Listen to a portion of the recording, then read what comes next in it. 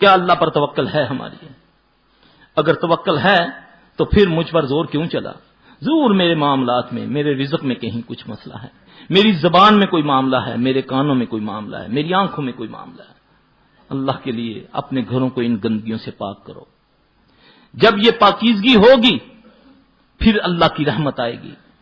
نبی علیہ السلام صلی اللہ علیہ وسلم نے فرمایا جس ایک اونٹ کا قافلہ ہو، لمبے قافلے ہوتے ہیں جو جاننے والے جانتے ہیں، جنہوں نے دیکھا ہوا ہے، اگر اس قافلے کے ایک اونٹ کے گلے میں گھنٹی ہو تو اللہ اس اونٹ کے اوپر سے رحمت کا سایہ ہٹا دیتے ہیں۔